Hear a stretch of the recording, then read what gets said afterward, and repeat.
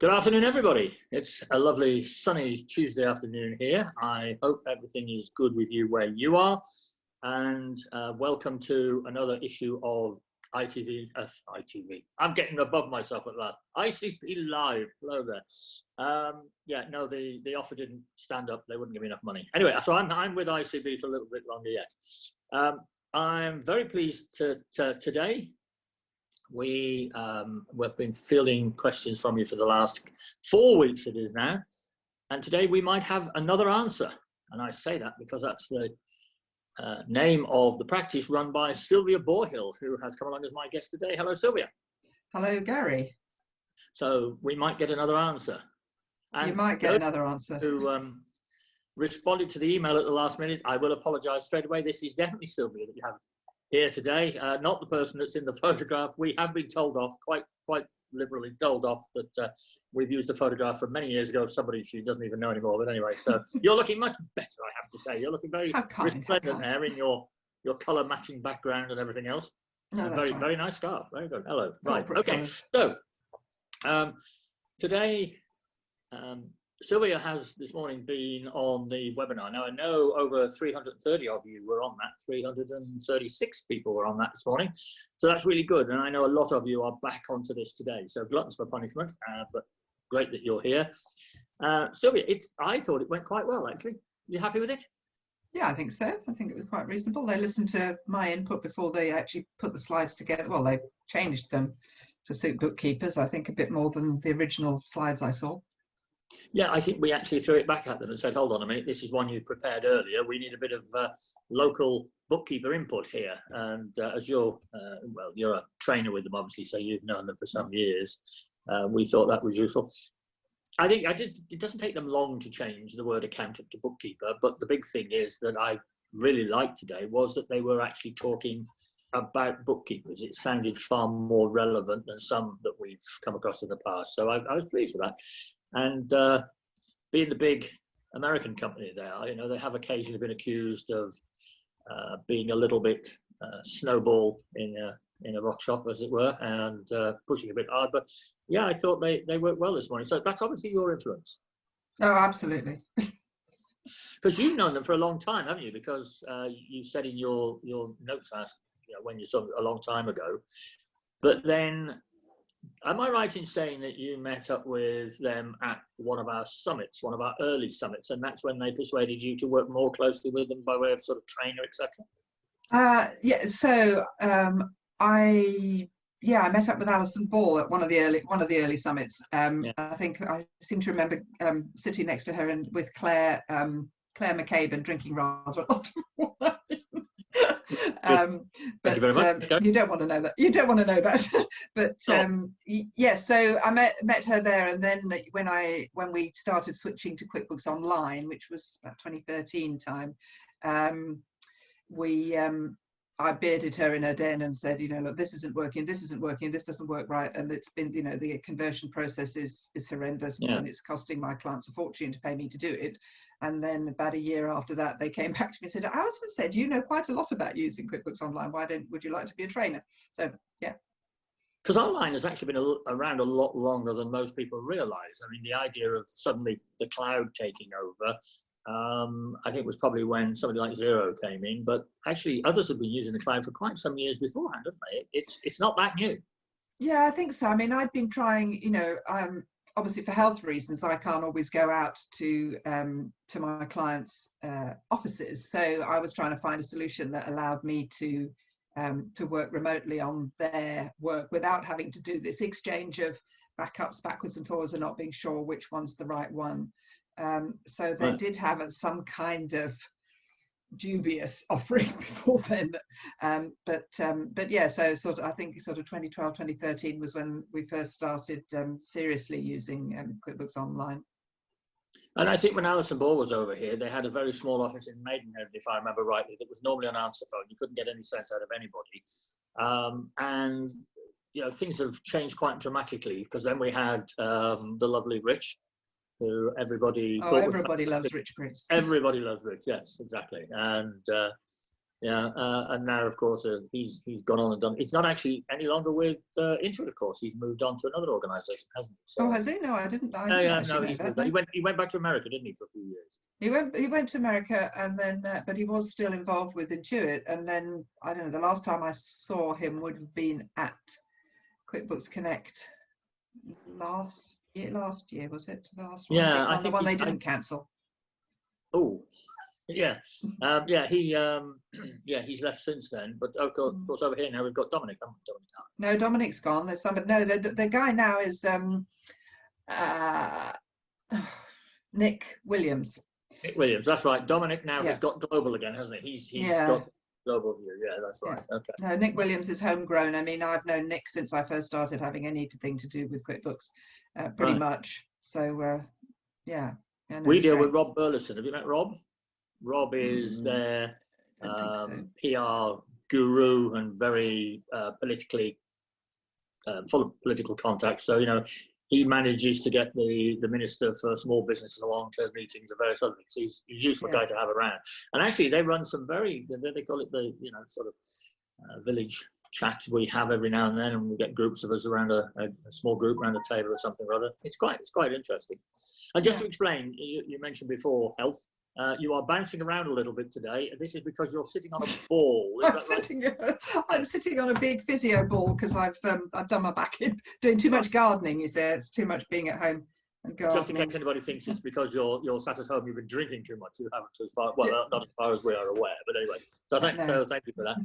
So you're another answer, which is a limited company. It is a limited company. And obviously your husband Neil works with you in that. And then you mentioned Elisa before. Yeah. And you've done some recruiting whilst you've been locked away, I understand. Well, I kind of did the recruiting beforehand, but once we sort of sat down and added it all up, we decided we could afford to actually take her on, which was a relief because I didn't want to lose. She's very good. She's ACA, but rather than a bookkeeper, she's actually a chartered accountant. So it's really good to have her on board. But I think it's a feather in our cap that our members are employing ACAs. That's really good, isn't it? Yeah. There's more bookkeeping work about. Accountants have to be employed by bookkeepers. This is brilliant. No, I can't say anything wrong with that. So your practice is in Bourne End, Buckinghamshire. Yeah. You're actually chair of the Berkshire.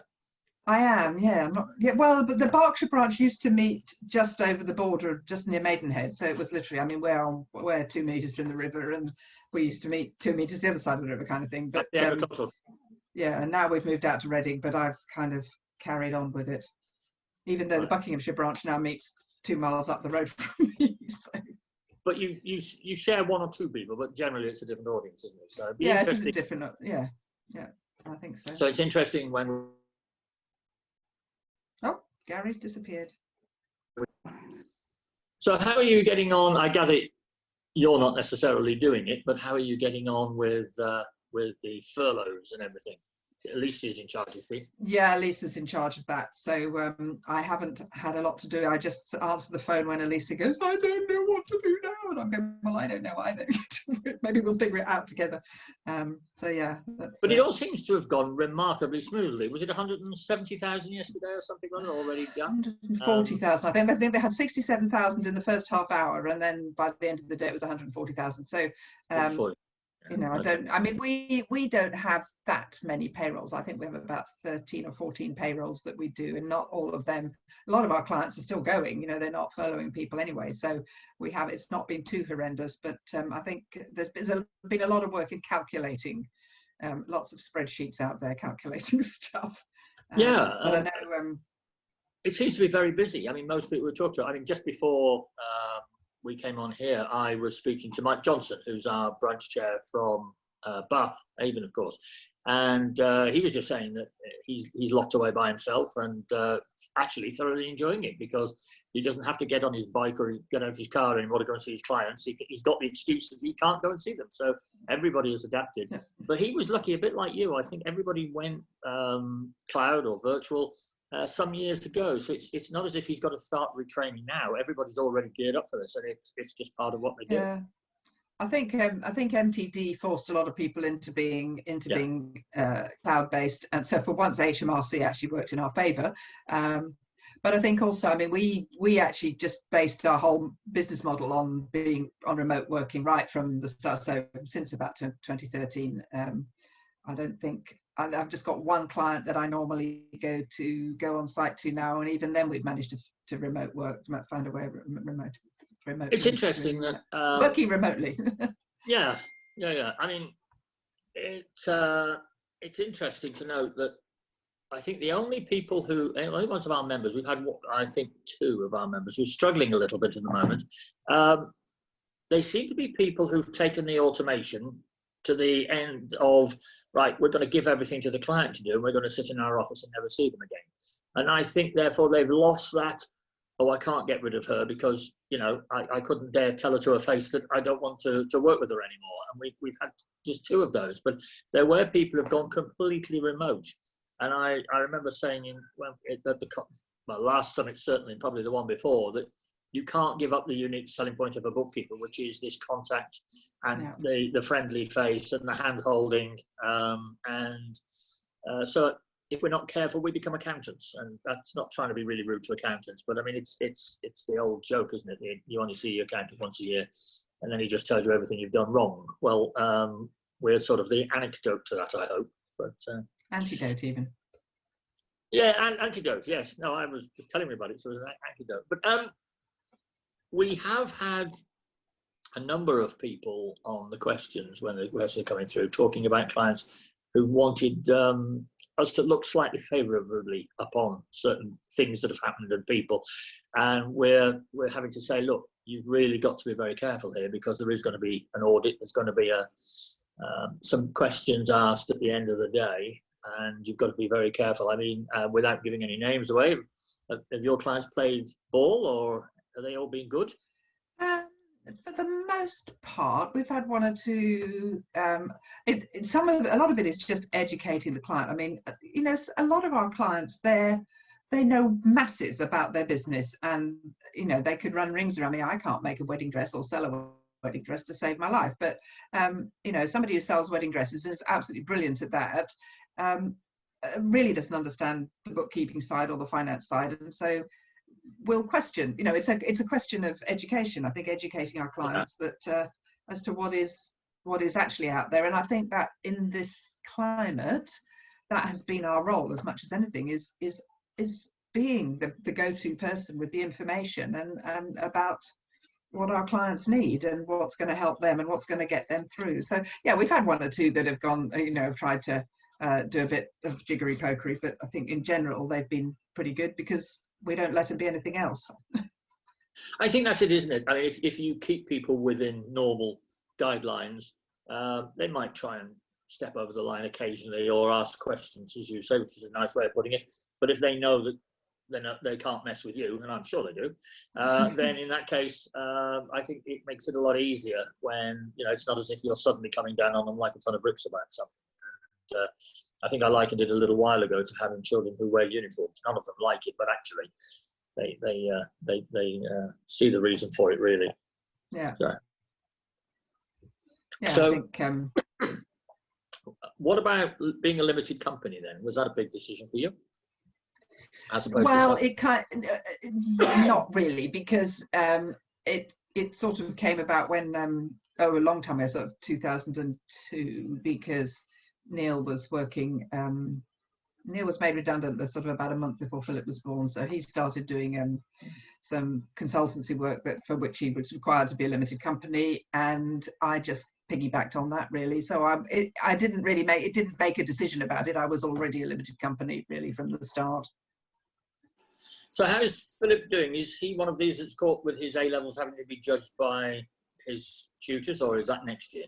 No, he's in the middle of having his A-levels judged by his tutors. So yeah, it's been a bit difficult for him, really. You know, he's from being full on in school and thinking he's sort of working up to A-levels. Suddenly they're just cut off in mid-prime, and none of their you know, at the end of 13 years of school, they've got none of their school end stuff, proms, whatever. It's all got. But he's busy because he does design as one of his product design as one of his A-levels, and they are the only ones that are still working on their projects. which he brought home from school on the last day that he was there, and he's now busy sawing things and gluing things and making it look all beautiful in the garden at the moment. Has he forgiven you about his birthday? What did I do on his birthday? You came to comment. It's a summit, didn't you, on his birthday? His 18th Oh, that's birthday? right. Yeah, I did. I forgot about that. Yes. Yeah, we went for a weekend in London, either the weekend before or the weekend after. I can't remember now. Right. Well, you've forgotten it. I hope he has also, but you know, yeah, probably. no permanent grudge there or something else. But did you watch University Challenge last night? No, I didn't. No, I didn't know about it. They had a heck of a score, over 200. So you know, it was a 270 something. Chris Brooks' son was on it. You know Chris Brooks? From Yorkshire? No, no, you'd know Chris. He's in Everton. So if you're listening, Chris, well done. I presume yesterday when we were mentioning this, you knew what the outcome was, but you didn't gloat and you didn't let it rip. But no, his son was on the winning team of University Challenge, and we've been watching him for a while. And this young lad on there, Richard, I kept saying, just looks like Chris, and his name's Brooks. So we Googled him to find out where he came from, and he came from that sort of area. We said, oh, right, okay. So I checked with Chris, and he said, yeah, very proud father he is that he was there in the winning team. So great. So what's next for Another Answer then? What are you hoping to do now? Oh wow! So we're still growing, which sort of amazes me somewhat. We've just taken on, as I said, Katie, who's an ACA, and we've been looking a lot now at evaluating a lot. So a lot of my client work is now done by my staff or my subcontractors. So shout out for Lucy and Kirsty on there. And yeah. Sorry. Kirsty St. John. Kirsty St. John and Lucy Brown, yes. Two more members of the advisory council. Oh, well, yes. Yeah, they've both been doing some work for me for quite a while now. So are you, it sounds as if you're not actually growing by choice, you're growing because the work's coming to you almost. Is it that or? It's a bit of both. I mean, we've been working with a business coach to actually grow, deliberately grow. I mean, up to now, I think we've grown organically, and we still keep growing organically. We've still got new clients coming to us, even through the current situation. But we are actively marketing and pushing ourselves out there still. One day I want to retire, but not yet. You're a long way away from that yet. So, all right. So how do you market yourself then? Where would I find some reference to Another Answer or Sylvia Bourhill or both? Well, LinkedIn. So we're on LinkedIn, Facebook. We've got a Facebook page. We're on Twitter. I'm not very good at it. I have to say, I'm not very good at it. I mean, and we've got our website. I write an article for our local magazine, Born In magazine. Every 2 months, I write an article on something to do with bookkeeping or business generally. Right. I think I asked them because I've always had an advert in there, but then way back I said, how about an article on automatic enrolment? And they said, oh, that'd be interesting. And then from there, it's been every issue. I have a slot, 300 words on something to do with business in our local rag. All right. So yeah. It's nice to get the slot, but it's sometimes a little bit difficult having to fill it. I know with my column that I do on the newsletter, ICB newsletter, I am quite often the one that holds it back by 2 days because I haven't quite decided what to say. Well, I must admit, I tend to crib from other things. So I might crib from the newsletter. I might crib from Startup UK. I might crib from Informe. There's various other things, or from some. It's sort of there's no need to reinvent the wheel if somebody else has already thought about it. No. So you are a companion. I am. You're a fellow. Apparently.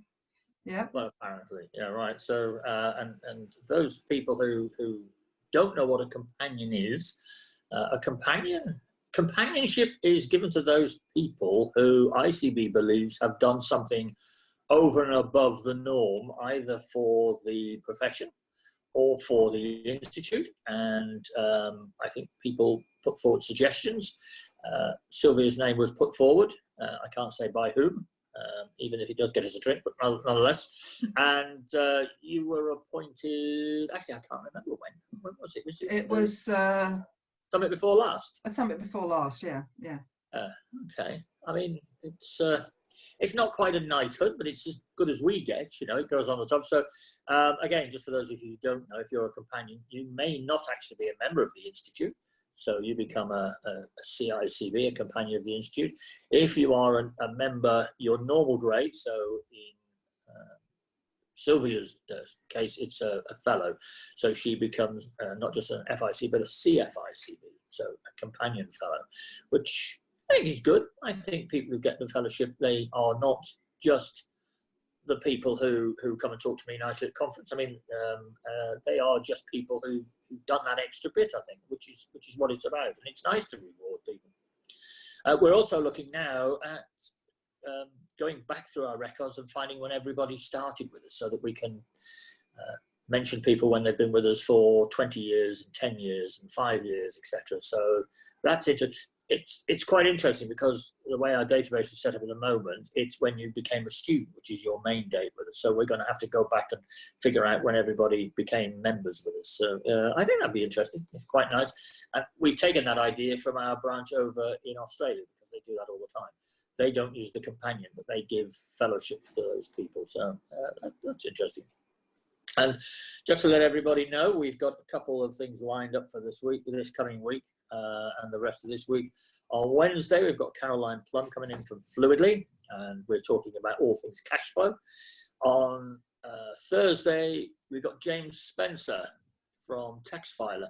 James is the guy that shot up onto stage when we were doing the 1 minute talk about the companies, and everybody thought he was a great guy. He's the guy with the ginger hair, those of you who can't remember him, and very posh, and almost doesn't look like a software man at all. But apparently on his website, that's actually his LinkedIn mention, he's regarded as a tester. So I hope he's not going to come on and test me, but we'll see what that's all about. I'll ask him a few questions on that. Next week, on Monday, we've got Glenn Foster coming in from Xero. He's head of all of the accounts programs for bookkeepers and accountants. And then, of course, Tuesday, Wednesday, Thursday, we've got Inspire. Now, we've got several hundred of you already booked in for Inspire. So those of you who haven't yet booked in, please get booked in. We're charging for this, as we always do, at somewhat less than normal, because there is no hotel cost to cover, and we're not feeding you and not giving you drinks or anything else, I'm sorry to say. £45 gets you 3 days of good CPD material. Unlike this, where we're chatting and we're talking about things that are going on, these are full presentations.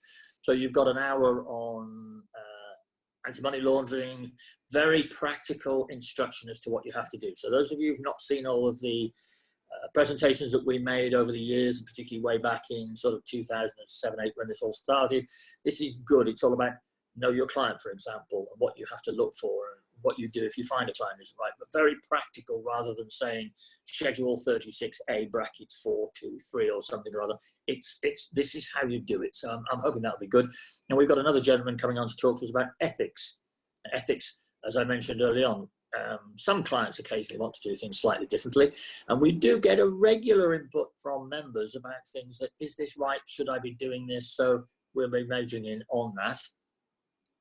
We're also then covering how to build up your practice, and a lot of people might be thinking, well, building up my practice now, is that the right time to do it? Well, now is the time to prepare for it, because I think when we come out of lockdown, there's got to be a lot of business out there. There's got to be lots of people wanting our help. And, you know, the clients that we do speak to a lot of clients, you know, not just to you, the bookkeepers, we speak to your clients and to potential clients, etc. And I think there's going to be a bit of a boom afterwards. To be honest, there's going to have to be, because the government's been spending a heck of a lot of money over these last couple of months. It's got a few months to go yet. The end figure is going to be absolutely eye-watering, I presume. So we're going to have to do something to get the country back on its feet. And I noticed that I've bought some things on Amazon recently, and they all seem to be coming from Germany, which is a bit of a nuisance. But they've got over theirs, and they're now filling all the slots with everything that you think should be made in the UK. But that's another point altogether. And so, yeah, there's a lot going on next week. Go onto your My ICB, look at the event, see what you think there. £45 for all 3 days. And if you can't make the actual time, once you've purchased your ticket, you can then download that later. Anybody else who doesn't book on the day will not be able to. There will be a new price coming on later for those people, but they will pay a little bit more. So I don't know what the figure is, to be honest with you, because I don't get quite that closely involved. But I think it should be a good 3 days, and you'll get CPD points. Those of you who love collecting your CPD, that'll be good for you. And the other thing that we're doing, we're setting up a few questions built into the presentations so that we can prove that you've been watching, see how well you do on the test. Nothing too heavy, but just to prove that you're there and alive and kicking, and you've been in for the full show and know what you're doing. So you're on council as well, Mrs. Bourhill. You are. Has your voice gone somewhere? I've lost you. Are you? You're on unmute. Right. As I say, this is Garry Turner's latest phrase of the year. Are you on mute? Are you on mute? I was indeed on mute. Right. Yeah, okay. but, yes, I'm on council. We actually have a council meeting tomorrow. Tomorrow, yes. Is it tomorrow or Thursday? Tomorrow, is it Wednesday? I can't remember. Wednesday, 22nd. Right, it is. Yeah. Paula will no doubt pop up with in the Q&A and tell me otherwise if it's not. And we've not had a virtual council meeting before. No, so it'll be interesting to see how that works. But I mean, I think we've got a good group of people on council at the moment. Few vacancies. I have mentioned this a few times, and you know. So, what do you think you give to council? What does council give to the institute? Bit of a quick question there, without preparing you for this. Yes. Yeah. So I think what council gives the institute is invaluable. I think with the sort of the feedback from. Well, I'm saying this as being a member of council. I mean, I don't know what the institute thinks, but you know, we're at the coalface, if you like, and so we give feedback from the real bookkeeping world into the management side of it, but also I think most of us are branch chairs as well, so we've got we're sort of a conduit from our branch members back into council and back into the institute as to what's bothering our branch members, and back the other way as well, to do with sort of feeding information back, trying to remember which things are under NDA and which things are actually we're allowed to talk about is always fun, but yeah. Actually, Paula Vesey-Smith just sent in a note saying, yes, it's 12:30 tomorrow. We knew, Paula. We were just testing it. Thanks, Paula. Thanks. I was making sure you're listening. Paula Vesey-Smith is our chairman. And so the members of council are co-opted or elected onto the council. And then between them, they elect somebody who they think should be their chair. And Paula was elected a little while ago now. And so anyway. But if anybody is interested, if you've got any sort of, I don't know, any clout locally, and you think that you've been good at talking to us on council about helping the institute, about assisting us in making the big decisions that we throw at our council, but also you have to be connected locally, not necessarily as a branch chair, but I think you need to be the sort of person that just gets involved. Sylvia's already said she writes an article for a publication close to her. And we've got people like, who we got, Carol Gibson down in Devon, who writes a very strong article locally. And we've got quite a few people who do this. And the one thing I find about bookkeepers is they always say they're busy, but they're busy so many different ways. And they run families, they run their business, then they contribute to various things. They're in meetup groups, and wow, it's something I can't do. I'm born lazy, I'm afraid. You know, at night I like to sit with my feet up, watch the television, but most of you don't. And actually last night I didn't. I sat and had to go through the new ethics rules and various other things, which didn't turn out to be the best spent evening that I can recall of recent times. But nonetheless, it's one of those things we do. We were hoping to have it ready for council tomorrow. I don't think we will, actually, but never mind. We always have to keep in mind changes in legislation, changes in working practices, and then continually keep the rules of professional conduct moving. I've periodically in my branch actually done a little ethics quiz, or got them to discuss a sort of an ethical question, just to keep them on their toes as well, and keep them thinking about not just about doing the work, but actually about what it means to be an ethical bookkeeper. I think it's something that people don't think about until they get a question, and then they think, oh. and ethics is quite a broad term, really. So it's, you know, it includes things like money laundering, fraud, all this sort of stuff.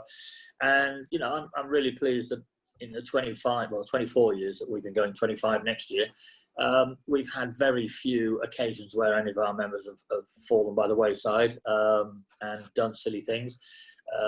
One springs out to mind, but that person will not be mentioned at the moment.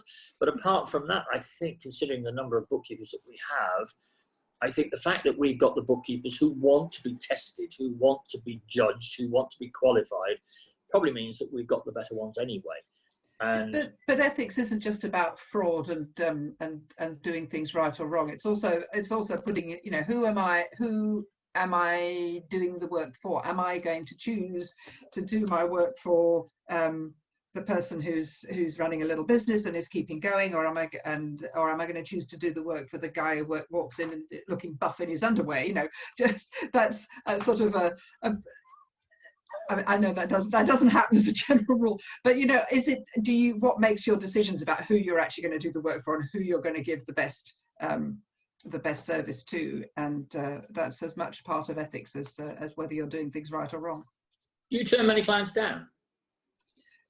I have turned clients down. I have just redirected one to a member up in Aylesbury recently, because he was just too small a business for us. You know, we're aiming at slightly bigger clients these days, and this guy was just going to be too much hard work for us, really, and what we've got available. So do you find that small clients, I mean, it might be too much of a generalization, but small clients are actually more problems than big clients? It's not the size of the client. It's to do more with what their understanding of business is and what their understanding of a bookkeeper is. You know, there's a lot of people out there who just think, you know, well, my wife could do it, so why can't you? For no, it's the ones who don't want to pay anything that do more hard work. Anybody who argues on price, we try to we prefer not to work with, because if they're going to argue on price the first time, there's no point giving them a discount, because they're always going to argue on price. So you know, we are fortunate. We've got to the stage where I don't need to take everybody who comes my way. Yeah. I hadn't thought of the ethical side of that. Yeah, I see. Yeah, it's what you can cope with, what you think you're able to work with. I mean, we have discussed over the last couple of weeks, people have got to be confident in their own mind that they're good enough to do the work.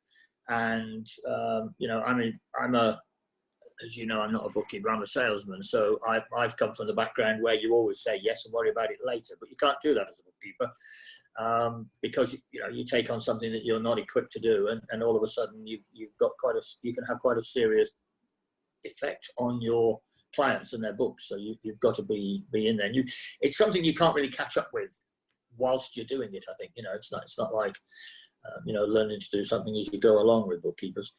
I mean, you've come across, I don't mention any other organisation, but you've come across some of your recruits in the past who've come from other routes and have thought they were bookkeepers, but they obviously weren't.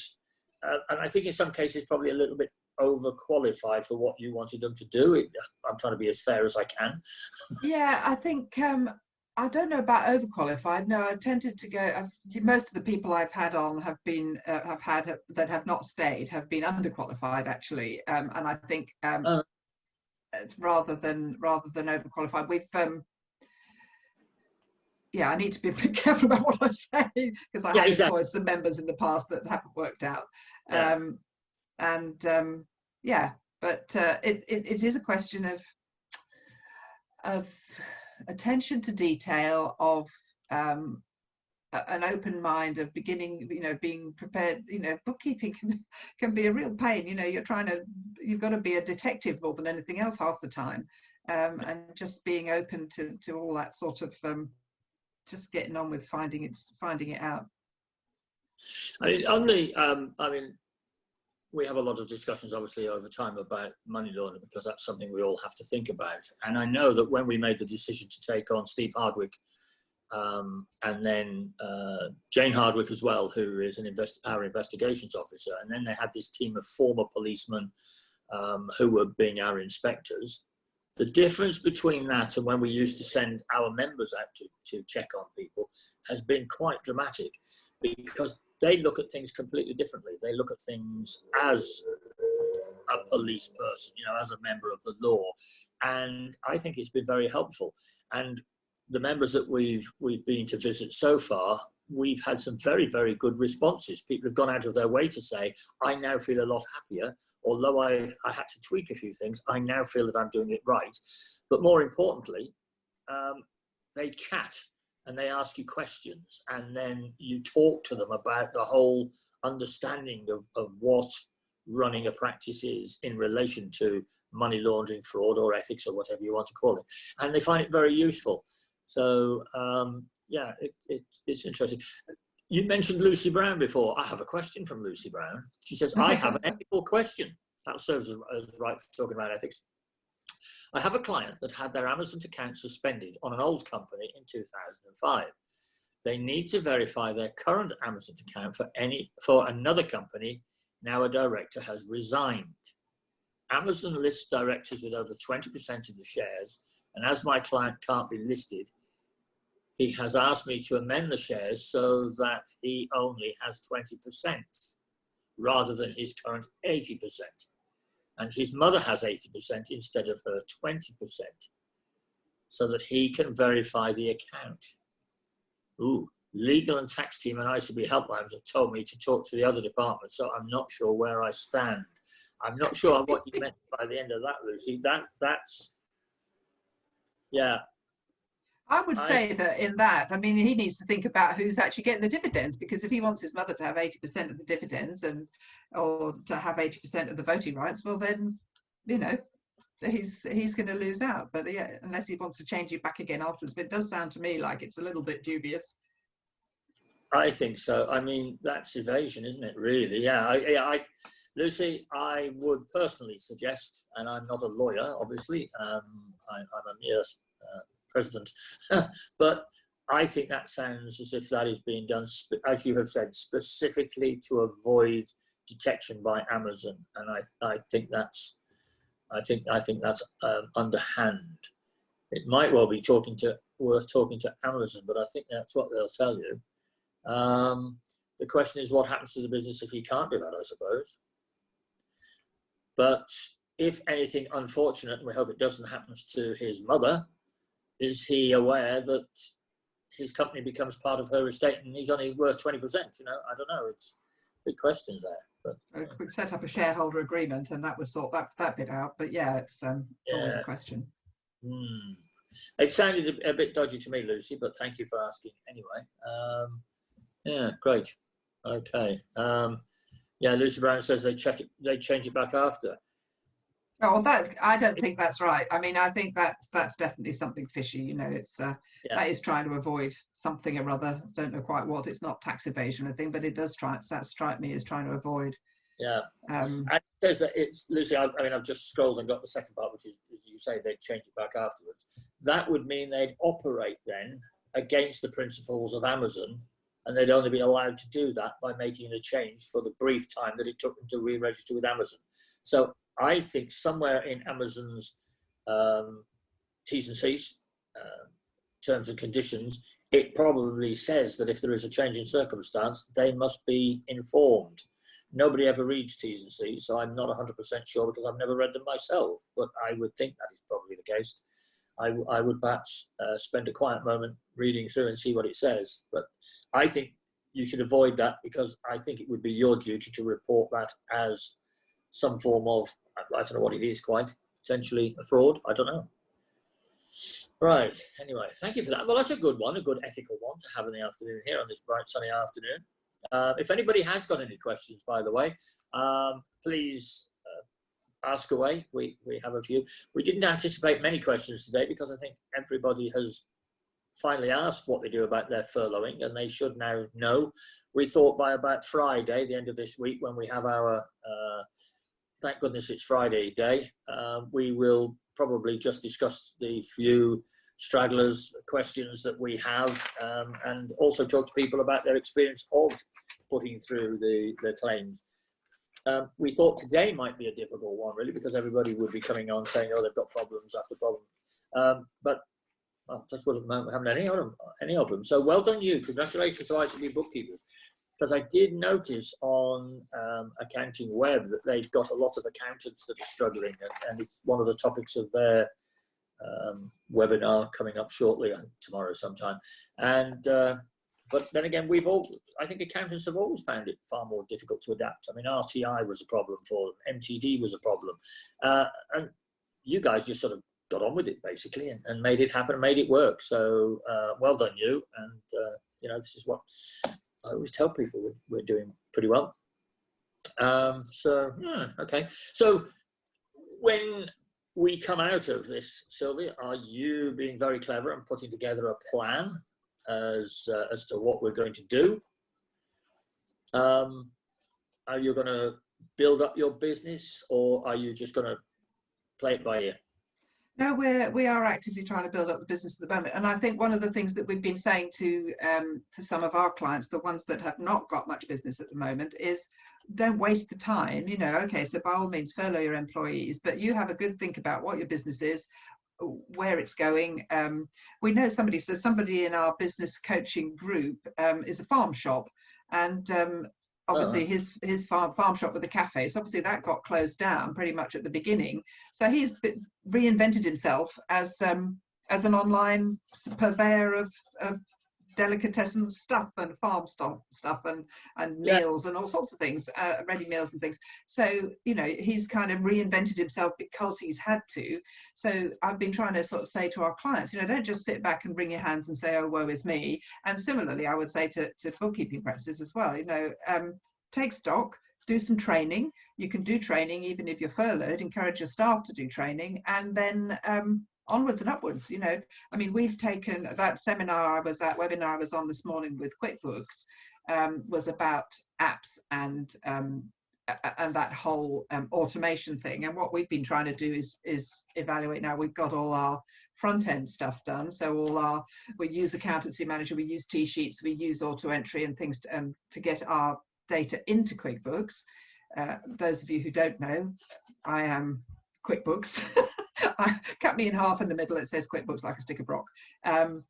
But then it's also coming out the other side. What are we actually delivering to our clients? You know, and I've wanted for years to be able to deliver really good management reports, really good trusted advisor stuff to our clients, and we've always been too busy with work. But now I've got a really good team around me who are doing all the work, and we have time to, you know, Neil and I have been sitting down, we've been producing as part of our sort of COVID-19 rescue kit, some good management reporting and using Fathom, and some good cash flow reporting using Float to push out stuff to clients, and we're giving it to them free of charge. And I know there's some big discussions about what you charge for and what you can't. Now we're in a fortunate position, we're able to offer some stuff free of charge, and we have been offering that. It takes about a day per client that we've given it to put the stuff together, to develop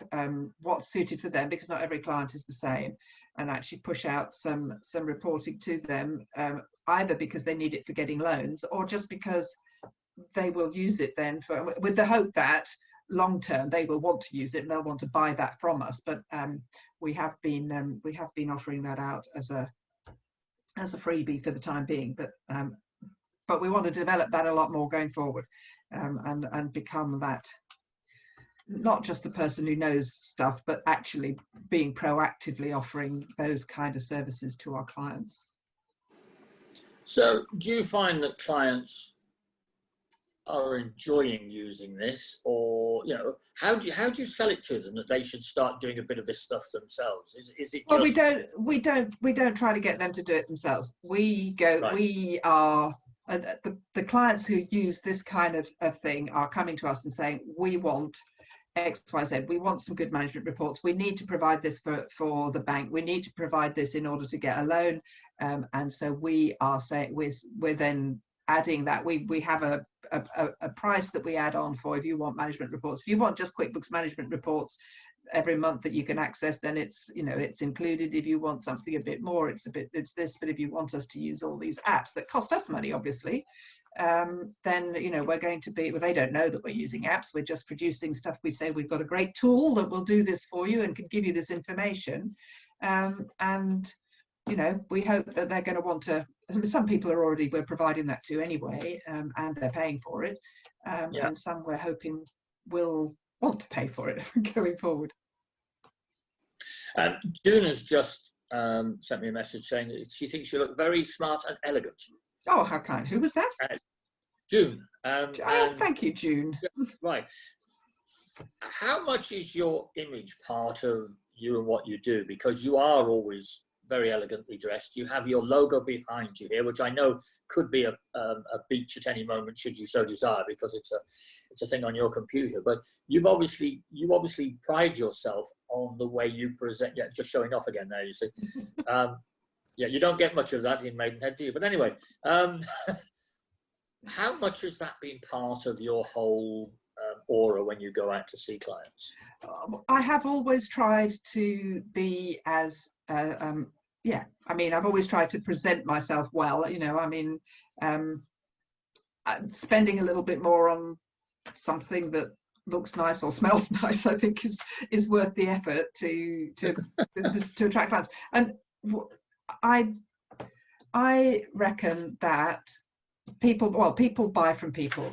Businesses buy from businesses, buy from people, and you can be as efficient as you like, but if people don't warm to you, then you're going to have it's not going to be as easy to sell to them. Now, obviously, that's not always the case, and I'm quite sure that some of my clients hate me, but the majority of my clients, I tend to find that if I get to talk to potential clients, we probably have an 80% take-up rate from once I've actually got to speak to them. So I think, like I'm doing something right. I'm not quite sure what. Yeah, because obviously you work very closely with Intuit, as you said, QuickBooks, and everybody there is in jeans, t-shirts. It is the thing to be when you're working in software, it would appear. Normally with a big logo on the chest, but nonetheless, which is obviously completely different to what you're doing. So you're quite happy to accept being sold to by somebody like that because you're buying software, but then you switch it around and you sell it as you are doing now and how you are looking when you come to your clients, you think? Yes, I guess when you're buying software from people, you don't generally see what it is they're looking like. But certainly, the QuickBooks ethic is the QuickBooks ethos is very much jeans and t-shirt, and I think a lot of software people are. And I know Neil, when he was working in the corporate world, was he moved very recently, sort of in the last few years, away from a tie. Nobody wears a tie. No software people wear ties. And that seems to be the way things are going. But I'd rather look nice to go out, and then I can wear my jeans at the weekend and feel comfy. And yeah. Yeah, I remember going across to the States, and we were in New Orleans, and we were at the big Sage conference there, and I was on what they call a thought leaders panel, which was really nice, and there were 4 of us on there, and we all sat around in a huddle saying, well, we've all got ties in our pockets. Should we put ties on or should we not? And we all decided we would in the end. And I remember Jennifer Warrower commenting about the fact that we were all sitting there in our ties. We were all a bit concerned we were going to look like grey-haired old men with ties, But I think it worked well. I don't think I'll ever look like a grey-haired old man in a tie. No, I don't think you will. Unfortunately, I do. Until the hair falls out completely, then I'll just look completely different again. But no, it's quite interesting, the image thing. And I think that we do have a lot of our members who are actually quite confident in themselves, which is good. And you will know from coming to conference, you've heard me say so many times that you are the most important person in your business. And you are your business. If they look at you and think, well, it's a scruffy person, they probably think you've got a scruffy business, etc. I think personally, but then again, I'm a bit more old school perhaps. But I don't think, if you come to Summit or whatever, then everybody's always really well turned out. Very few people there in jeans and things, and it's I think we do try to make an effort, particularly because we all work on our own, or a lot of us work on our own. And it's very easy to sort of get up in the morning and be as sloppy as you like and just hang around all day. I mean, this whole business of working at home, I saw a really funny video, YouTube clip about the Zoom suit. And it was a quick, it was just cut off at the arms and cut off at waist level. And you could zip it on with Velcro at the back. Sorry, if I use my arms, I fall off my ball. And nobody cares what's there below sort of chest height, because that's all anybody ever sees of you when you're on a Zoom meeting. But I do think it's worth making an effort. Yeah, great. I've got a question here from the bookkeeping company. We've got, hi both, we're planning to grow this business into multiple sites. Are you able to offer any thoughts on franchising rather than simply having multiple offices, or indeed any other tips for multi-site growth? You're one site only at the moment, aren't you? Yeah, well, I say we're one site, but actually my staff are all over the place. I've got, I think not just staff, but subcontractors. So obviously Lucy's up near Lincoln, and Kirsty's near March, and Katie, my new lady's down in Crediton. But we have tended to stick to one. I don't know about franchising. I did look at franchising some years ago, and I know it has worked for people. I don't know that that's for me, but it might be. I think I'm too old to start worrying about franchising now. I mean, I would rather sort of spread the work around and take the cash and run, really. Be in control, yeah. I think the thing with franchising is we've had a couple of franchise operators come to us over the years and want all of their members to be, all of their franchisees to be ICB bookkeepers, etc. And we've sort of gone along with it to a certain extent, but none of them has been particularly successful. I mean, you've got something like Texas is out there, and they've got a big franchise operation, but I don't think it's quite the same with bookkeepers, because the people that go into bookkeeping tend to want to be in control, and I don't think people like paying out 10% to somebody up the road who then has no control or part of the business at all. I mean, it's a good question, and in fact it's something we'll be covering during the Inspire tour next week, because Paula Veazey-Smith is going to do something for us in there about expanding and growing, etc. And it's one of the areas we will cover. To be honest with you, if you're looking for growth and you want to grow in different counties, in different towns or whatever it is, that sounds like a great idea. But I think you've got to have somebody in those towns that has got your fire and your enthusiasm, because you probably won't want to travel to 3 or 4 different towns or 3 or 4 different counties. So therefore, your enthusiasm, your fire will be watered down a lot. So you have to decide how you're going to achieve that. So if you've got a managing director for Bournemouth or somewhere like that, and you give them that authority, that stops them wanting to go out and do it for themselves, at least for a considerable time, hopefully.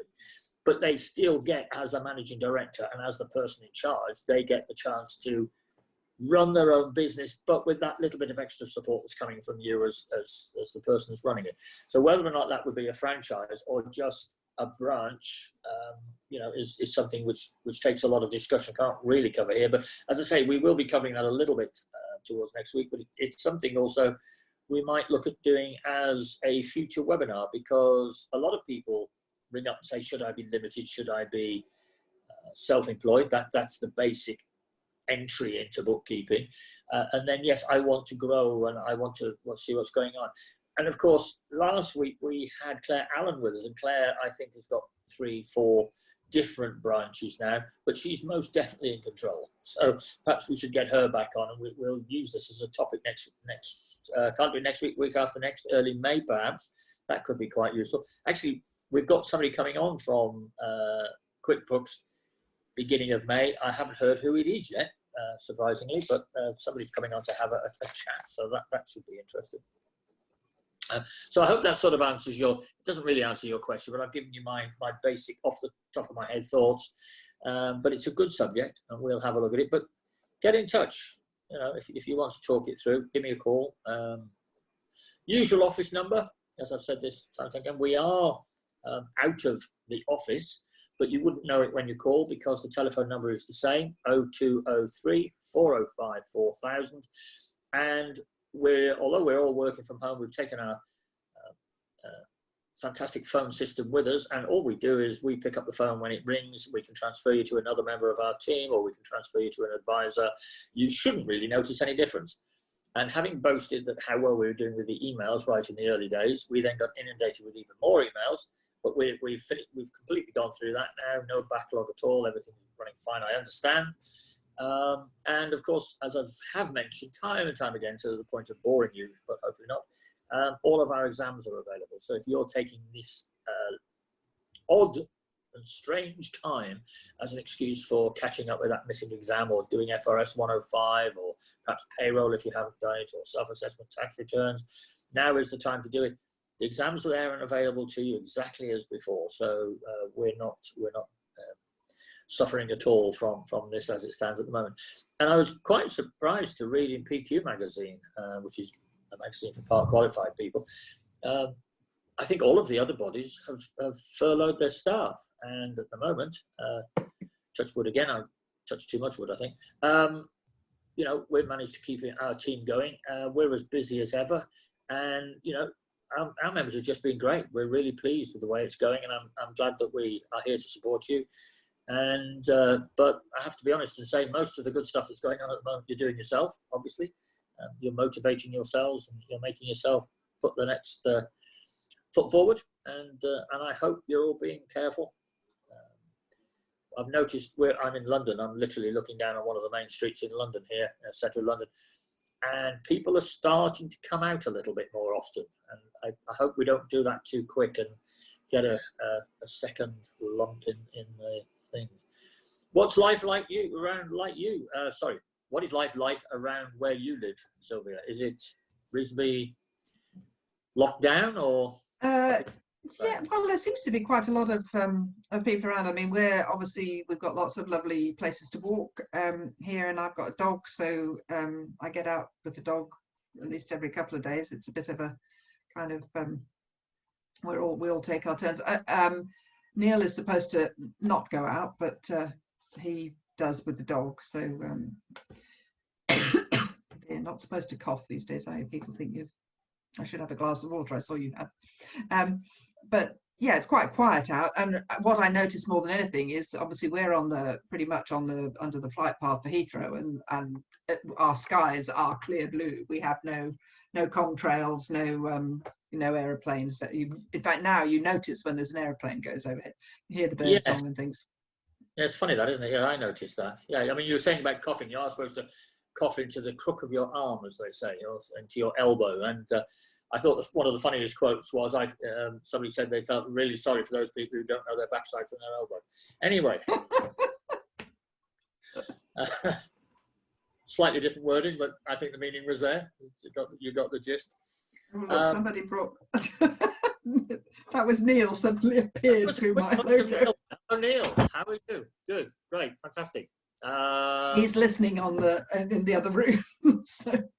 Right, and somebody's going to give us a call about the franchises. Yes, I'm happy to talk to you. Whatever, and if I can help, I will. But yeah, it's something I think we'll have a conversation about that. Actually, you've been asking so many questions on here. I think you ought to come on as a guest. I'll get in touch with you. Right, Graham, spelled Graeme. The different way. Is there an official or unofficial line from HMRC regarding companies with large HMRC debts being refused the retention grant? I haven't come across that. Have you? I mean, your clients are obviously squeaky clean, Sylvia, but have you heard about this at all? I haven't, but I've heard something on the grapevine about if you owe them money, they're not going to give you anything. I mean, it's similar. If you've got refunds due from them for other things, they hang on to it if they think you owe money in another area. So. I haven't seen anything official on it, but it wouldn't surprise me. I think they're being careful, because I think listening to the television in the evening, so they still call it Prime Minister's Questions, don't they, or something like that, but anybody comes on. I think now the press have run out of nice things to say about the government, so they're now sort of turning on them a little bit more. And one is, what is the government going to do about the huge debt that we're piling up. And I noticed Tony Blair was on there yesterday, looking extremely thin and old, I have to say. He's probably just healthy. Yeah, you know, he thinks the government has got to make some changes now and get people back working and everything else. I'd hate to be running the country, to be honest with you. Running an institute has its very challenging moments. So running a whole country must be unbelievable at the moment. But I hope whatever their decision is, they get it right. Only history will prove whether they did or not. But yeah, so it's fun. We have got a couple of our members who've got either got coronavirus or mainly, thankfully, only the mild symptoms. We had one, Carol again, mentioned Carol Gibson before. One of her branch members had got it quite seriously, but she is now thankfully better. And I haven't heard any more. I have heard from lots of people who've had operations put off and various other things. So, you know, our thoughts are with everybody, really. Yeah, I mean, all the plans that we were making 3 months ago, but didn't even think about this. Wow, you know, the world has changed quite dramatically, hasn't it? Yeah. I've noticed that question from Nicola down there about the motorbike, and the answer is wholly and exclusively and necessarily, and I think no. Well, motorbike to courier work within his business. He hasn't got a motorbike license yet. Can he put the cost of this through the business? I don't think he can. It depends whether he's going to ride it for anything else, isn't it? Or whether he leaves it locked away in his warehouse or his office. I would say that, well, it's not even that. It's can he use a motorbike license for anything else once he's got it? Yeah, sure he can. So I would say absolutely not. You can't put that through. You can put the motorbike through, but not the license. Right. Oh, Carol's just come on to say we have another in Devon. She's better today, but still working. Actually, even those who said they've got it mild or otherwise, they keep working through. I mean, it's quite unbelievable, isn't it, really? And I always remember we were at one of the Inspire tours and we were talking to one of our members there who had unfortunately just lost her husband. And she just said that she came away from the hospital having just lost him and did a VAT return. And she said it just kept her going, basically. You know, so falling back on bookkeeping, unfortunately, sometimes it's done for strange reasons. But the number of people who come to conference or come to Inspire tour who are in the break, instead of having sandwiches and talking to everybody, are sitting there getting something done on their laptop. It's quite interesting. So you're a very committed bunch, I think. So, well. Yes, it's not like some of the, I don't know, some of our clients, I think, you know, they have a somewhat twisted idea of what business is about and about commitment and about how they're supposed to run their business and how they're supposed to, you know, the commitment to actually serving our clients, I think, is a particularly high ethic within the bookkeeping world, whereas the commitment to keeping the rules is not necessarily within our clients' mindset. Somebody recently, I heard, likened it to having a baby. You've got no idea what to expect. Everybody tells you how to do it once you've got them. But in the end of the day, you just have to muddle through. And some of us make a good job of it and some of us don't. So business is no different. I'm not sure the analogy is completely parallel, but, you know, it's an interesting thought. Nicola Payne says, it's only for business. Actually, Sylvia, I'm not sure... I agree with you on what you said there. If that motorbike, I know it can be used for other things. Motorbike, I don't have a problem with the motorbike. It's the license. The motorbike he can put through. He can easily use the motorbike just for business and shut it away in the same way as you could have a car that's just for business. But the motorbike license, you wouldn't put a driving license through the business unless he's talking about a tax. The tax disc, well, that's a different thing. But if it's actually taking a motorbike test in order to get a motorbike license, then I don't think you can put that through. Right. I'm afraid that's a bit of Venus and Mars there. I read that completely differently, and I still have. But never mind. I think she was talking about the bike. But never mind. We'll see. Yeah. Where are we? It's only for business. Well done, Sylvia, says Paula. Got to go as of a 4 p.m. call with Amy. Oh, that's our Amy. Yeah, she's obviously talking about something that's going to happen tomorrow. Actually, it is 4 o'clock, and I did promise that I wouldn't keep you away from your business too long. You've already spent a morning on a webinar, and you've got tomorrow afternoon to talk about council. So we are taking up quite a large amount of your time, but it's been great to have you on. Thank you for coming. And unusually for you, you didn't work on your laptop all the time I was talking to you. There you are. I didn't. No, I turned off all my other screens. I've got an extra screen there, and I've got an extra laptop over there, and I turned them all off. And I'm concentrating entirely on you. That is good, because you do use your laptop or whatever it is a lot, don't you? I mean, that is your lifeblood, basically. Yes. Yeah. I carry it around from place to place. I think I have. Well, I've got 2 on the go at the moment, possibly a 3rd somewhere. I've just replaced it, but yeah. Okay. Well, again, thank you very much, and thank you for doing wonderful things in the background there. And when you're hiding the fact that you're actually on a beach, and great. I can go back to the beach. Sorry. I said I can go back to the beach. You've got to Burnham beaches. Burnham beaches, yes. I'll have a drink on the beach. That's great. So thank you, and thank you everybody for tuning in. Don't forget Caroline Plum tomorrow. Caroline's normally very good. She's a great speaker. She's done some great stuff for us at conference, and she's a very go-ahead lady again. So there we are, and have a great afternoon. Be careful, look after yourselves, and see you tomorrow. Thank you. Bye.